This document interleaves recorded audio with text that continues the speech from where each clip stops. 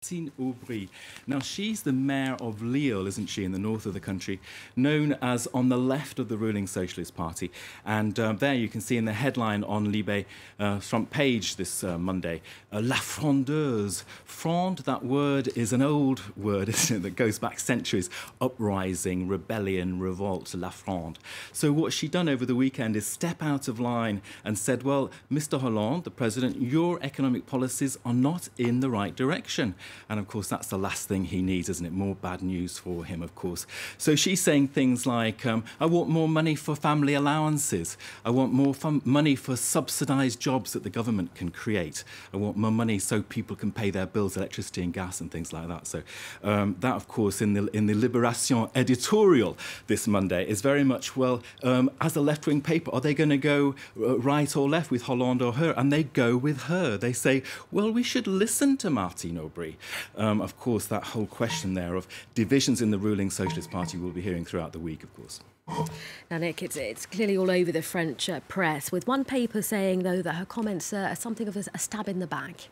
Well, yeah, this is actually Le Parisien aujourd'hui en France, and it covers this whole story over the weekend, Martine Aubry's comments. And there you can see one of the interviews is with a Socialist MP. There you can see it, Pascal Terrasse. Now, he has said, this timing now, it's disastrous. Why is she coming out now to say these things? Remember, Hollande is halfway through his 5-year term at this point.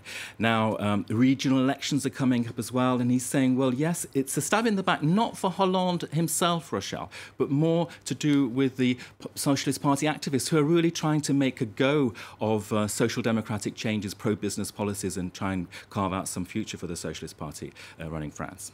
Now, the tussling within the Socialist Party is also a headline in the right-wing paper Le Figaro. Let's go there. Here you can see Le Figaro, there, the front page. And what have we got? Hollande scowling, no less. And that scowl there with a survey showing that 86% of the French people do not want him to run again in 2017. But, of course, Le Figaro this Monday, having a real opportunity to go away at him, another hammer blow survey, is that, well, 74% of the people who voted for him in 2012 are saying, well, we don't like what you're doing. We're not happy with the policies that you've got. Now, let's look at a comment piece in Le Figaro itself, in the inside pages, and it's saying that Aubry's decision there is really all about the after-Hollande period, the post-Hollande. What have we got there? You can see the headline, Le Duel de l'après-Hollande, and the duel will be between Aubry on the left of the Socialist Party and Manuel Valls, the current Prime Minister, on the right of the current Socialist Party. So there it's arguing, well, what we've got now, battle lines very much clearly drawn with Aubry really staking out her camp for the future. In her comments over the weekend, she did say, I want to contribute to a debate on ideas.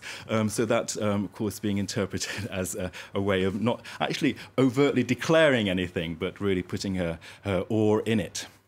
Well, Nick, thankfully, it's not all about a roller coaster of politics. There is something for French people to celebrate. Tell us more. Look at this, Le Parisien's front page here. A fabulous museum. And what is that? We're going to hear loads about that, aren't we, during the week with the Franck Gehry architect building the Louis Vuitton Foundation Museum in the Bois de Boulogne. There you can see Aujourd'hui en France headlining Paris, the city of all the masterpieces of art. Now, I loved the Vox Pop in Le Parisien this Monday.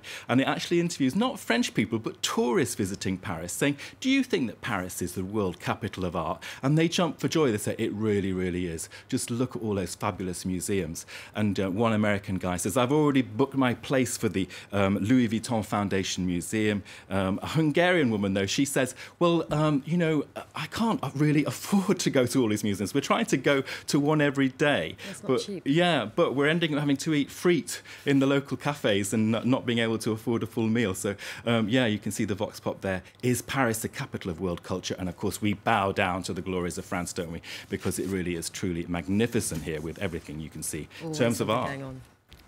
All right, Nick, thanks very much for keeping us up to date with the papers this morning.